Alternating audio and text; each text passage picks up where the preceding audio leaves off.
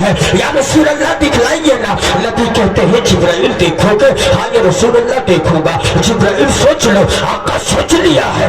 جبرائیل پھر ایک بار سوچ لو. یا رسول اللہ سوچ لیا ہے. اے جبرائیل کیا تم میری حقیقت کو دیکھنا چاہتے ہو؟ ہاں آقا دیکھوں گا. جبرائیل سوچ لو. یا رسول اللہ سوچ لیا ہے. مصطفیٰ کہتے ہیں اے جبرائیل اگر تم میری حقیقت کو دیکھنا چاہتے ہو تو چل سدرا کے اس پار آ جا. سدرا کے اس پار آ. آقا نہیں جی آقا نہیں. جبرائیل کیوں؟ یا رسول اللہ بال برابر بھی اگر میں سدرا سے آگے گیا تو تجلی الہی میرے پروں کو جلا کر راکھ کر دی. آقا نہیں جا سکتا. جبرائیل جاؤ گے نہیں تو دیکھو گے کیسے؟ جاؤ گے نہیں تو دیکھو گے کیسے؟ معلوم ہو گیا اے جبرائیل تیری حقیقت سدرا کے اس پار ہے. مصطفیٰ کی حقیقت سدرا کے اس پار ہے. اب مجھے بولنے دیا جائے جہاں پر سجدۃ الملائکہ سائر سدرا جبریل امین کے قوت پرواز کے انتہا ہوتی ہے وہیں سے مقام مصطفیٰ کی ابتدا ہوتی ہے. نعرہ تکبیر، نعرہ رسالت، سنت مصطفیٰ کانفرنس. وہیں سے مقام مصطفیٰ کی ابتدا ہوتی ہے. جبرائیل جاؤ گے نہیں تو دیکھو گے کیسے؟ اسی کو مولانا روم کہتے ہیں کہ اگر پیغمبر اسلام اپنے 70,000 حسن کے پردوں میں سے فقط ایک پردہ سے بھی بے نقاب ہو جاتے تو جبرائیل قیامت تک گوشت کھا کر رہ جاتے. اب ذرا غور کرو. جب اسی بات کو بریلی کے تاجدار مجدد اہل سنت اعلیٰ حضرت عظیم البرکت مجدد دین قوم و ملت حامی قرآن و سنت ماہی کفر و دلالت سچے رضا پیارے رضا اچھے رضا ہر میرا محمد رضا خان سنیت کی جان بریلیت کی پہچان جب اعلیٰ حضرت بریلی کے چٹائی پر بیٹھ کر عشق و الفا میں ڈوب کر جب قلم اٹھاتے ہیں تو یہی لکھتے ہیں یا رسول اللہ وہی ہے اول وہی ہے آخر وہی ہے ظاہر وہی ہے باطن. اسی کے جلوے اسی سے ملنے اسی کے طرف گئے تھے. نشان کیفو الہ کہا تھا سراغ عینا متا کہا تھا. نہ کوئی ساتھی نہ کوئی راہی نہ سنگ منزل نہ مرحلے تھے. اٹھے جو کسرو دانا کے پردے کوئی خبر دے تو کیا خبر دے. کمان امکا کہ جھوٹے نکتوں تم اول و آخر کے پھیر میں ہو. محیط کے جال سے بوجھ مصطفیٰ کدھر سے آئے اور کدھر گئے. عجب کاری تھے وصل و فرقت کے جنم کے بچھڑے گلے ملے. سبحان اللہ، سبحان اللہ. یہ اعلیٰ حضرت فرماتے ہیں.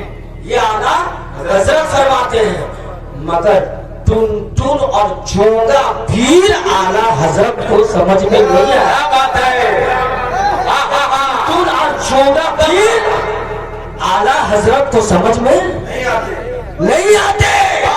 جس کے دل میں تھوڑی سی بھی نافذیت ہو جس کے دل میں تھوڑی سی بھی اگر نقدیت ہو جس کے دل میں تھوڑی سی بھی اگر شیعت ہو خدا کی عزت کی قسم وہ احمد رضا کو سمجھ میں نہیں آئے گا.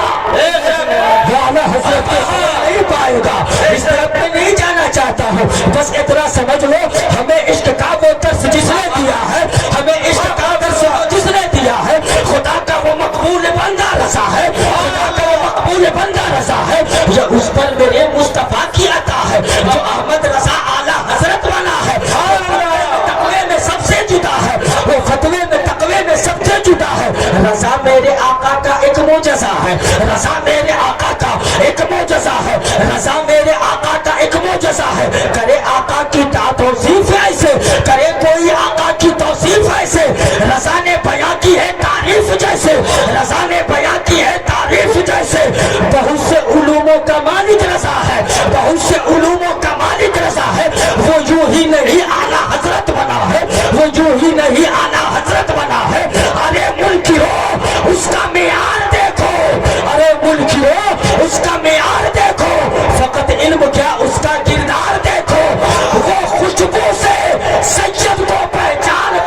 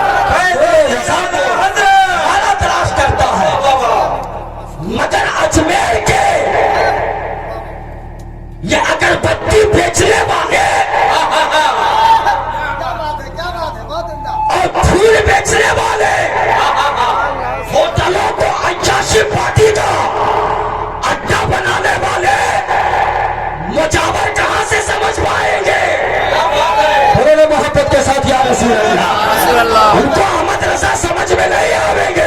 یہ تو صرف قوم کو لوٹنا چاہتے ہیں. یہ گنجیڑی بتائیں گے امیر معاویہ کا مقام. انہیں کیا پتا کہ امیر معاویہ کیا ہے.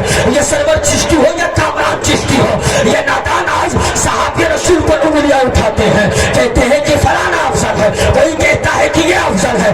مگر آؤ سوال ہم سے کیوں کرتے ہو؟ اگر امیر معاویہ کی بات کرتے ہو تو سن, مصطفیٰ نے فرمایا ہے کہ امیر معاویہ فقیہ ہے. مصطفیٰ نے فرمایا ہے کہ وہ ہمارے ساتھ, وہ میرا صحابی ہے.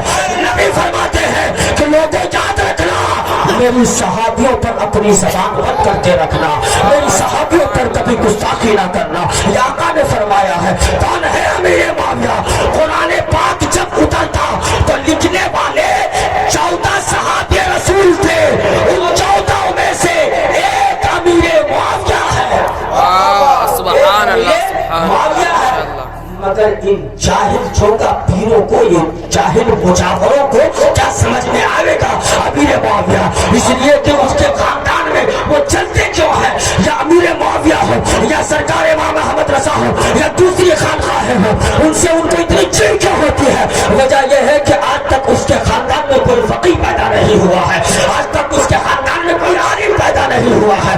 وہ زندگی بھر چادر بیچتا رہا, زندگی بھر پھول بیچتا رہا, لوٹا اور کاغذ بیچنے والا فتویٰ رسمیہ کا مقام کیا جانے گا.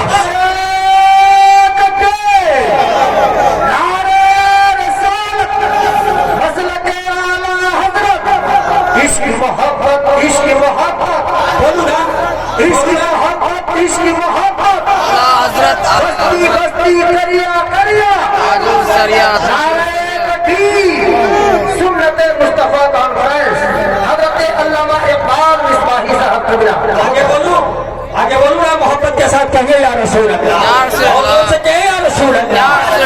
غور کرو یہ لوگ کیسے گمراہ کرتے ہیں, یہ کیسے کہتے ہیں. گمراہ اس طرح سے کرتے ہیں کہ نادان تجھے پتا نہیں ہے علی کون ہے, علی داماد پیغمبر ہے. میں نے کہا بات حق ہے. علی کون ہے؟ علی حسن کے بابا ہے. کہا بات حق ہے. علی کون ہے؟ علی حسین کے بابا ہے. کہا بات حق ہے. علی کون ہے؟ علی فاطمہ کے شوہر ہے. کہا بات حق ہے. علی فاتح خیبر ہے. نبی نے کس کے بارے میں کہا؟ انا مدینۃ العلم و علی بابھا. کہا علی کے بارے میں کہا ہے. نبی نے کن کے بارے میں کہا کہ میں علم کا دروازہ ہوں, علی اس کے, میں علم کا شہر ہوں, علی اس کے دروازے ہیں. کہا علی کے بارے میں. کہا آپ پتا افضل کون, علی افضل ہے یا عمر افضل ہے یا ابو بکر افضل ہے؟ میں نے کہا نادان اسی جگہ رو, مت کر, اسی جگہ رو. تاریخ کے دو رخ کے اٹھاؤ, دونوں رخ اپنی اپنی جگہ پر مقدم ہے. ہجرت کی رات ہے, مصطفیٰ ساتھ ہے, ابو بکر بھی ساتھ ہے. نبی فرماتے ہیں ابو بکر بیٹھ جا, آج میں تیرے کاندھے پہ سوار ہوں. ہجرت میں پوری تاریخ یہ بتائی جاتی ہے کہ سیدنا صدیق ابو بکر نے مصطفیٰ کو اپنے کاندھے پہ اٹھایا, مصطفیٰ کو اپنے کاندھے پہ اٹھایا. نبی نے پوری دنیا کو اسی وقت یہ بتا دیا, میرے صحابیوں یاد رکھنا, کل جب میں پردہ کر جاؤں تو مسند خلافت کے لیے, امیر المومنین کے لیے کوئی میری صدیق کی مخالفت نہ کرنا. جو میرا بوجھ اپنے کاندھے پہ اٹھا لے, میرے بعد کوئی اور نہیں ہو سکتا, وہ صدیق کی ذات ہے. تاریخ طے کرو, سن 8 ہجری ہے, فتح مکہ ہوا ہے. 360 بت مکے میں ہے. نبی کہتے ہیں حضرت علی بھی ہے, علی نے 360 بتوں کو توڑا. اس وقت علی کہتے ہیں یا رسول اللہ میں بیٹھتا ہوں, آپ میرے کاندھے پہ سوار ہو جاؤ, آپ میرے کاندھے پہ سوار ہو جاؤ. نبی نے کہا علی نہیں, تم فاتح خیبر ہو سکتے ہو, یہ بات حق ہے. تم حسن کے بابا ہو سکتے ہو, یہ بات حق ہے. تم حسین کے بابا ہو, یہ حق ہے. تم مولا علی ہو, یہ حق ہے. تم حیدر کرار ہو, یہ حق ہے. یہ صاحب تم ذوالفقار ہو, یہ حق ہے. اے علی تم فاتح خیبر بھی ہو, حسن کے بابا بھی ہو, حسین کے بابا بھی ہو, فاطمہ کے شوہر بھی ہو گے, مگر علی یاد رکھو تمہارے نبوت, تم میری بوجھ اپنے کاندھے پہ نہیں اٹھا سکتے. آج میں بیٹھتا ہوں, تو میرے کاندھے پہ سوار ہو جا. مصطفیٰ نے علی کو خانہ کعبہ میں اٹھا کر کے یہ بتا دیا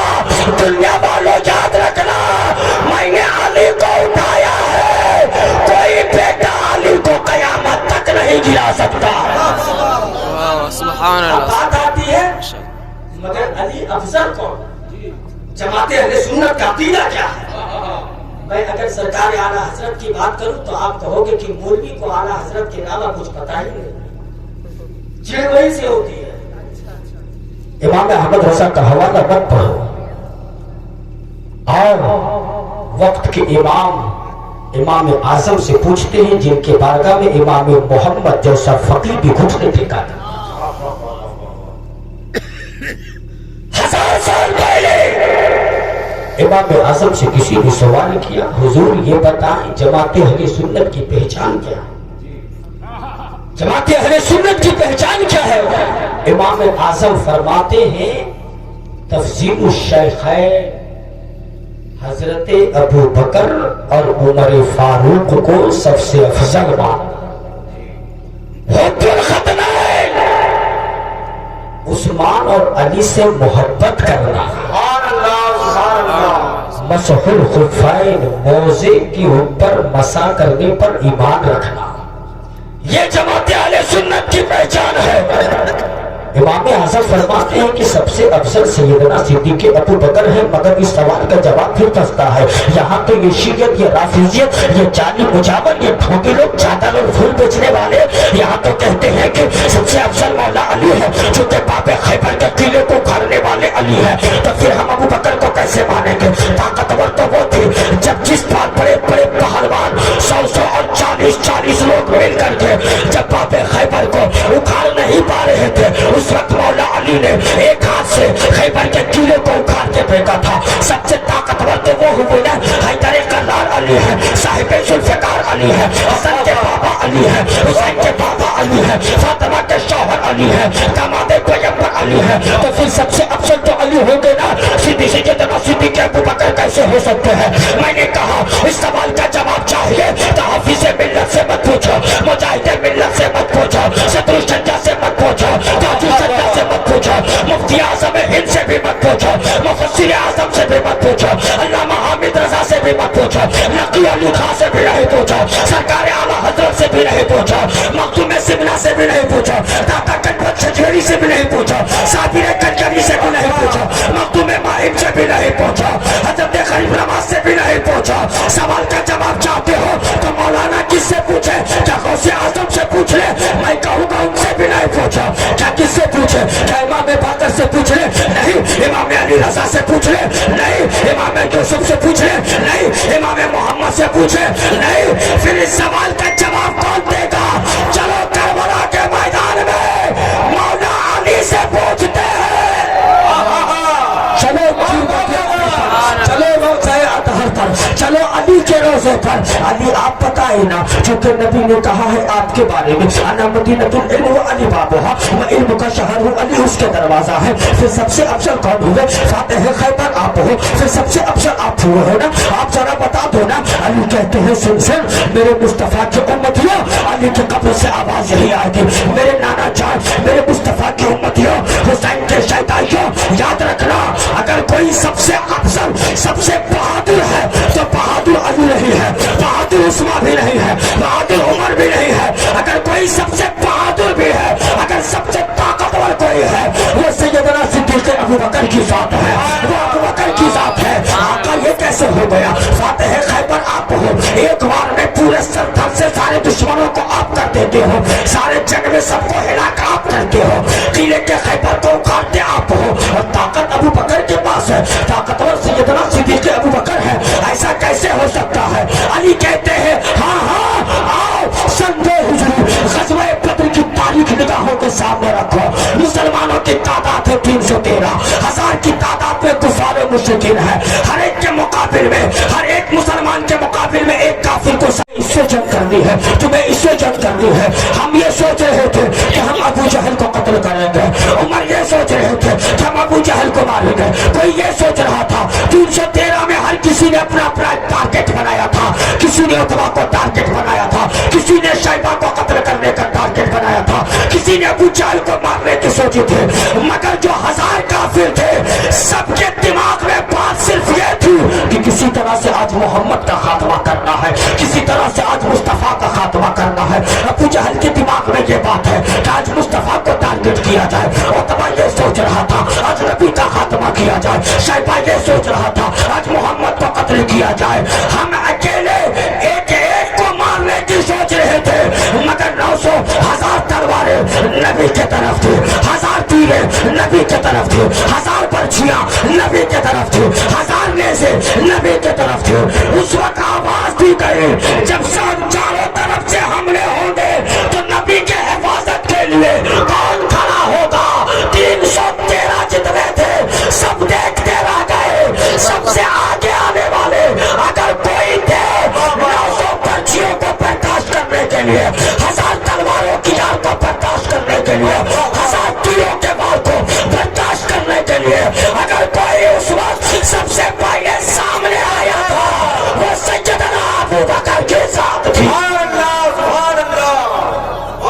अब बताओ अफसर कौन हुए, अब बताओ सबसे ताकतवर कौन हुए। कहा अबू बकर हुए, तो जो सबसे ताकतवर हो वो बकर हो जिनका हजर मुस्तफा के साथ, सफर मुस्तफा के साथ, हिजरत मुस्तफा के साथ वो यार गार है, उनका मुकाबला कोई नहीं कर सकता है। ये अली जवाब दे रहे हैं, मगर आज के पाखंडियों को सिर्फ फितना फैलाना है। आप जाते हो अजमेर, क्या नहीं देखते हो, क्या गौर नहीं करते हो। आप जब अजमेर जाते हो उन नादानों के हाथ में इतने मोटे मोटे कड़े, जैसे महसूस ये होता है कहां से चोर उठ करके किसी जंगल से भागा हुआ चोर नजर आ रहा है। बाल इस कदर नादान पान और गुटके के मौजूदों की वजह से इधर तो लाल चूते रहते हैं और बैठ कर किसी तारकल के ऊपर वो भीख मांगते भी रहते हैं, कहते हैं कि दे दो ना, अल्लाह के नाम पर दे दो, खाजा के नाम पर दे दो। वो नादान इतने बदमस्त होते हैं कि चिल्लम फूकने वाले के मुझावर ये कचेरी और नशे अगले वहां पे उंगलियां उठाते हैं, कभी अली की बात करते हैं, कभी हजरत अबू बकर को गालियां देते हैं, कभी उमर को गालियां देते हैं। और आज का हमारा सुन्नी मुसलमान उसी कचेरियों के पास जाकर के कहता है कि पापा पहुंचे हुए हो दुआ कर दो, 100 रुपया सामने रखता है। जो कचेरी कभी पता नहीं 1 महीना से वो नहाया है कि भी नहीं नहाया है, उसके जिस्म से बदबू आते हैं, उसके बाल तो ऐसे हो जाते हैं जैसे देखने में लगता यह है कि अगर गोरैया घुस जाए तो उसी पर दम तोड़ देगी गोरैया। 1-2 महीने से वो नहाता नहीं है नालायक, जबकि इस्लाम में कहा गया है अत्तार तो निस्फुल ईमान, पाकिज़ की ये आधा ईमान है, पाक साफ रहना चाहिए। मगर 1 महीने में वो नहाता नहीं है, मुंह से बदबू आती रहती है, शरीर और पूरा जिस्म महकता रहता है और मुकम्मल तौर से ना तो उसे नमाज का पता है, ना जोहर पढ़ता है, ना असर का पता है, ना मगरिब का पता है, ना इशा का पता है, ना फजर का पता है। गंजेरी चिल्लम फूक फूक के तारा के ऊपर बैठा रहता है। हमारा सुन्नी मुसलमान समझता है ये पहुंचा हुआ है, कदमों में गिरता है, पापा दुआ कर देना ये 100 रुपया लो। ऐसे जाहिल मुसलमानों जिस तरह से इस गंजेरी के कदमों में गिर रहे थे, काश अपने माँ बाप को खुश कर लिया होता, काश अपने बाप की इज्जत कर लिया होता, काश अपने भाई का हक अदा कर लिया होता, काश अपने भाई बहन का हक अदा कर लिया होता। क्या कहते हैं चिल्लम फूकने वाले कलंदर हो, बेनमाजी हो कलंदर हो, गंजेरी हो कलंदर हो, चस्सी हो कलंदर हो, भांग खाता हो कलंदर हो, जुए कोटे को आबाद करे कलंदर हो, होटलों में बैठ कर अचाशों का आटा सामान जमा करे और वो कलंदर हो। कलंदर देख रहा हो तो पुरानी कलंदर को देख लो, कलंदर देख रहा हो तो मखदूम माहिर को देख लो, कलंदर देख रहा हो तो साबिर बिया को देख लो, कलंदर देख रहा हो तो गरीब नवाज को देख लो, कलंदर देख रहा हो तो दिल्ली के समय पे महबूब इलाही को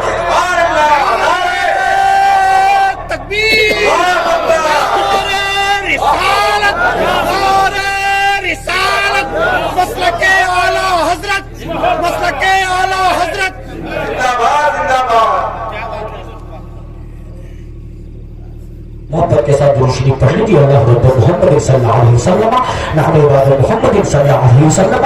इसलिए मुसलमानों याद रखो, पक्के सच्चे नमाजी बनो, नबी के दीवाने हो तो पक्के सच्चे नमाजी बनो। नमाज छोड़कर तुझे कुछ नहीं मिलने वाला है, दर दर भटकते रह जाओगे। नमाज के पाबंद हो जाओ, सुन्नत मुस्तफा पे अमल करो। पता है हमारे सलाम सरवर कौनैन सल्लल्लाहु अलैहि वसल्लम रूह फिदा यानी रूह फिदा जनाब मुस्तफा इरशाद फरमाते हैं कि जहन्नम के एक वादी का नाम है जहन्नम का एक वादी जिसका नाम है लमलम। आका फरमाते हैं उसमें ऊंट के गर्दन की तरह लंबी मोटी बिच्छू होगी। जिस तरह ऊंट के गर्दन मोटी होगी उतने मोटे और लंबे बिच्छू होंगे। बिच्छू की लंबाई पता है 1 मील मुसाफत, 1 मील इतने लंबे और मोटे बिच्छू होंगे। आका वो बिच्छू क्या करेंगे? नबी फरमाते हैं कि अगर वो बिच्छू एक बार किसी को काट ले तो 70,000 साल तक जहर उस शख्स के जिस्म के अंदर रहेगा। आका फिर क्या होगा? नबी फरमाते उसकी हड्डियां रेजा रेजा हो जाएगी, उसके जिस्म से गोश्त कट कट करके निकल जाएगा। आका ऐसे बिच्छू किसके लिए पैदा किए गए हैं? ये किसको धक्का मारेगा, किसको डसेगा? नबी फरमाते जो नमाज में सुस्ती करता हो, नमाज में सुस्ती करता हो। जरा गौर करो आज हमारी नमाजें कहाँ गई है, हमारी इबादतें कहाँ गई है? क्या हम सुन्नत पे अमल करते हैं? नहीं मेरे प्यारे, आज हमारे नौजवान पैंट पहन कर खड़े खड़े पेशाब करते हैं, शान से कहते हैं कि हम मुसलमान हैं। क्या यही तरीका है हमारा? क्या यही जिंदगी गुजारने का तरीका है? नहीं मुसलमानों, हमने हर चीज को जल से तो आज मॉडर्न समझ लिया है, शादी ब्याह को भी आज हमने मॉडर्न और फैशन बना लिया है। आज हमारा हर काम मॉडर्न और फैशन हो गया है। कल तक लोग घरों में बाहर से नाचने वाले आते थे, मगर मक्खी मारी गई है मुसलमानों के घर में अपनी बेटियों को शादी ब्याह में नचाता है और शान से फिर उसकी वीडियो बनाता है और ये वीडियो बनाकर फेसबुक पे अपलोड करता है। अगर स्कूलों में कोई डांस का प्रोग्राम हो तो अपनी जवान 18 साल की बेटी जो जिसकी तालीम ये थी कि या तो वो इंटर में होगी या तो 10+2 या 10 या 9 या 8 में होगी, 18 बरस की बेटी को स्कूल में नचवाता है और बाप शान से फेसबुक में लाइव करता है, कहता है कि ये मेरी बेटी सना परवीन, ये मेरी बेटी रेशमा खातून, ये मेरी बेटी शाहिद परवीन, ये मेरी बेटी शहनाज परवीन अपने स्कूल के प्रोग्राम में नाचते हुए कैसे बेगैरत बाप हो चुके हो। जरा गौर करो, अपनी बेटियों, तुम्हारी बेटियां स्कूल और कॉलेज में नाच रही है और शर्म से तुम उसे और तुम में इतनी हया और गैरत नहीं है, बल्कि तुम कह रहे हो कि उसे फेसबुक में अपलोड करके उसे तुम रिलीज कर रहे हो। कहाँ हमारी गैरतें मर गई है? जरा गौर करो मुसलमानों, आज नतीजा ये निकल रहा है कि कुरान आज हमारे हलक से नीचे नहीं उतर रहे हैं, अइम्मा की बातें हमारे सीने पे नहीं उतर रही है, क्योंकि हमने इनसे मोहब्बत खत्म कर दी है, इनसे रिश्ता अपना तोड़ लिया है, मस्जिदों से नाता खत्म हो गया है, हमारे सत्ते में वो तड़प रही है। नतीजा ये निकला कि 1000 से 1000 लड़कियां जहेज के सिस्टम ने हमारी बेटियों को भी भागने पे मजबूर किया है, जो गैरों के हाथों दिख रही है, अपने ईमान का सौदा कर रही है। कल तक जिस लड़की का नाम रेशमा परवीन था, आज अखबार उठा के देखो उसका नाम प्रतिभा होगा, जिसका नाम जिस बेटी का नाम शहनाज था, पता चलेगा वो नाम बदल करके सोनी कुमारी कर रही है। चलो गौर करो इसका जिम्मेवार कौन है? कहीं ना कहीं इसके जिम्मेवार हमारे नौजवान जरूर है, कहीं ना कहीं इसके जिम्मेवार कमेटी का अराकान, सदर सेक्रेटरी, गांव का प्रमुख, गांव का प्रधान, गांव का मुखिया सब है, जिसने अपनी शादी के नाम पर गरीब बेटी के बाप पर लूटना शुरू किया। रस्में इतनी बढ़ गई कि शादी में लड़का का बाप का अंडरवियर भी लड़की का बाप होता, लड़की का बाप भी लड़का का बाप भी अगर अंडरवियर पहनता है तो लड़की का बाप को देता है तब वो पहनता है और शान से पगड़ी बांध करके आता है, कहता है कि मैं दूल्हे का बाप हूँ। नौजवान नादान मुस्तफा को क्या चेहरा दिखाओगे? बेगैरत मुसलमान जब नबी पूछ लेंगे तो क्या दिखाओगे? जब आका की बारगाह में खड़े होगे तो क्या दिखाओगे? हमारा कैरेक्टर, हमारा किरदार ऐसा होना चाहिए कि गैर देख करके कलमा पढ़े। आखिरी बात कहता हूँ, मस्जिद के करीब एक भिखारी खड़ा है, वो उसका काम यही है कि रोजाना भीख लेना और खाना, रोजाना भीख लेना खाना। वो यूरोपियन जमीन है, एक अंग्रेज गोरा उसके करीब आया, उसे भीख देता है डॉलर निकाल करके, उसके पैकेट से पर्स गिर जाता है, वो तो चला गया, उसे पता ना चला, मगर वो गरीब फकीर जो मुसलमान था उसके पर्स को उठा करके अपने पास रखता है। ईमानदारी देखो उसे खोलता तक नहीं है। 3 महीने बाद लौट करके जब वो अंग्रेज जब उसके करीब आता है, वो मुसलमान फकीर कहता है कि इधर आओ। कहा भाई क्या हुआ? कहा नहीं ये तेरा पर्स है जो तुम मुझे 3 महीने पहले भीख दिया था, मगर तेरा पर्स यही गिर गया था, मैं उठा करके दे रहा हूँ। जब वो पर्स को खोलता है, पटवे को खोलता है, जितने रकम जितने डॉलर पहले थे अभी भी उतने ही डॉलर है। वो नौजवान को कहता है, वो फकीर से कहता है, ए फकीर तू चाहता था तो ये मुझे मालूम ना होता, ये पैसा तू रख सकता था, ये डॉलर तू रख सकता था, तेरी जिंदगी बन जाती, तू अमीर हो जाता, तू कई बिल्डिंगें खरीद लेता, तू अपना कारोबार बढ़ा लेता, मगर तुमने ऐसा क्यों नहीं किया? तुमने ये ईमानदारी क्यों दिखाई? वो गरीब कहता है सुन तू हजरत ईसा को मानता है, तेरे नबी हजरत ईसा है, मेरे नबी मुस्तफा है। अगर मैं ये बटुआ चुरा करके रख लेता कल भरोसे महशर, अगर तेरे नबी मेरे मुस्तफा से सवाल करते थे कि हबीबी या रसूल अल्लाह आपके उम्मती ने मेरे मानने वालों का बटुआ चुराया था, आपके उम्मती ने मेरे मानने वालों का पैसा चुराया था, तो मेरी वजह से मेरी मुस्तफा की निगाहें झुक जाती बरोज़े महशर, मेरी वजह से मुस्तफा की निगाहें झुक जाती, और मुझे ये गैरत का वारा ना की, मेरे ईमान ने के गवारा ना किया कि मेरी वजह से आमना के नाम सज्जद अब्राम अब्दुल मुत्तलिब का पोता अब्दुल्ला का बेटा सिद्दीक के जानेगा मुस्तफा की निगाहें भरोसे महशर झुकी रहे, इसलिए मैंने चुराना मुनासिब नहीं समझा, बल्कि आका ने जो हमें कहा है किसी की अमानत में खयानत ना करो, इस बात को निगाहों के सामने रखते हुए मैंने तेरी पास पेश कर दिया। वो अंग्रेज उसका हाथ पकड़ता है और हाथ पकड़ करके कहता है, ए मुसलमान फकीर, अरे जिस नबी के फकीर उम्मती का किरदार का आलम यह है, उस नबी के किरदार का आलम क्या होगा, उस नबी के अखलाक का आलम क्या होगा। ला अपना हाथ दे और हाथ बढ़ाकर मुझे कलमा पढ़ाकर मुसलमान। ऐसे होते हैं मुसलमान, ऐसे लोग होते हैं, हमारे और आपकी तरह बेगैरत नहीं होते हैं मेरे प्यारे।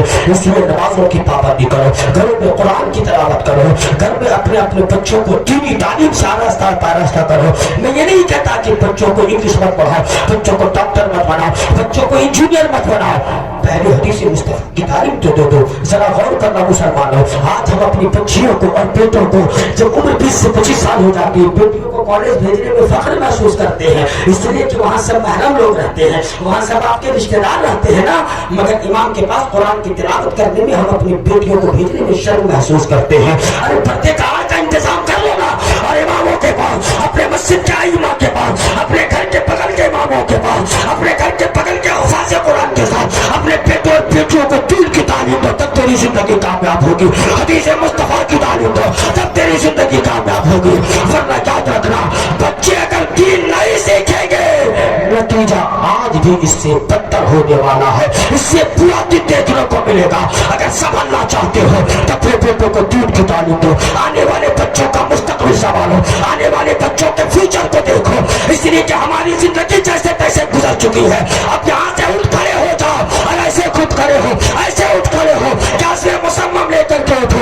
हम नबी की उम्मती है, हमारी नमाज ना छूटने पाए, हम नबी की उम्मती है, हर दिन हम कुरान की 2 आयत ही सही घर में तिलावत करके सोएंगे। मगर आज का मुसलमान काम इसके पीछे ज्यादा परेशान रहता है, नादान घर में कुरान की तिलावत कर ले। अपनी बीवियों को, अपनी बेटियों को सही तालीम दो, मगर बाप बताएगा कहाँ बेटा को। जो बाप रात के 10 बजे और 11 बजे खुद गजेलों के अड्डों में बैठ कर घर लौटता हो, वो बाप अपने बेटे को क्या सवाल करेगा कि तू कहाँ था 11 बजे रात तक, जरा ये बता। नहीं, उसका बेटा कहाँ गुल खिला रहा है, उसका बेटा व्हाट्सएप में रात के 1 बजे क्या चैटिंग कर रहा है, उसका बेटा रात के 2 बजे फेसबुक और फ्यूचर में क्या लिख रहा है, फेसबुक में क्या टाइप कर रहा है, ये देखने वाला कौन है? क्या इमाम की जिम्मेवारी है? लोग कहते हैं कि मौलाना कुछ नहीं करता है, सड़क पे किसका बेटा गांजा पी रहा है, क्या जिम्मेवारी इमाम की है? रोड में खड़े होकर के किसका बेटा किसकी लड़कियों के साथ लौंडियाबाजी कर रहा है, ये देखने वाला क्या इमाम है? किसका बेटा गांजा पी रहा है, या क्या देखने वाला इमाम है? रात की तारीखियों में और अंधेरों में एंड्रॉइड फोन से किसकी बेटी घंटों घंटे किसी गैर महरम से बात कर रही है, क्या यह देखने वाला इमाम है? किसका बेटा ताश के पत्तों में बैठकर अपने हाथों में ताश खेल रहा है, ये देखने वाला क्या इमाम है? किसका बेटा दारू पी रहा है, ये देखने वाला इमाम है? नहीं, ये जिम्मेवारी बाप की बनती है, ये जिम्मेवारी मोहल्ले वालों की बनती है, ये जिम्मेवारी अपने लोगों को बनती है, ये जिम्मेवारी पड़ोसियों की बनती है। हर बात से इमाम के ठिकाना पर बोलना मत करो मुसलमानों, वरना नुकसान आपका होगा। अभी तक बहुत भुगत चुके हो, अब तो होश में आ जाओ, अपने बच्चों को संभालो, अपने बेटों को अच्छी तरबियत दो। जब दीन की तरबियत हो जाए तो खुदा की इज्जत की कसम, बेटा मोहम्मद बिन कासिम होता है, बेटा वक्त का सलाहुद्दीन अय्यूबी होता है। और जब दीन की तरबियत नहीं होती है, कुरान तो पढ़ लेता है, बेटा या तो सलमान रुश्दी बनता है और बेटी तस्लीमा नसरीन होती है। इन तमाम बातों से अपने अकायद की भी हिफाजत करो, ईमान की भी हिफाजत करो, मतलब कि आला हजरत का दामन मजबूती से थामे रखो, पक्के सच्चे नवासी बनो, एक दूसरे की ग़ीबत और चुगली ना करो, जहेज जैसी बुरी रस्मों को हटाओ, तब हमारी जिंदगी कामयाब होगी। रात भर जलसा सुन करके मौलाना ने गर्दा उड़ा दिया, ये जुमला बोलकर हमारे और आपकी कामयाबी नहीं है। मौलाना ने गर्दा तब उड़ाया जब आप नमाजी बन जाओगे, मौलाना ने गर्दा तब उड़ाया जब आप गांजा छोड़ दोगे, मौलाना ने गर्दा तब उड़ाया जब आप चिल्लम फूकना छोड़ दोगे। मौलाना نے گردہ تب اڑایا جب شادیوں میں آپ بینڈ باجا کو بند کرنا. مولانا نے گردہ اڑایا ہے. صبح اٹھ کر کے پھر وہی چلا پھوکے اور کہو مولانا نے گردہ اڑایا. یہ میرے پیارے دین میں آ جاؤ. خدا کی عزت کی قسم بڑے برے حالات سے ہم لوگ گزر رہے ہیں. نہ سب لوگ بھی تو مٹ جاؤ. یہ ہندو مسلمان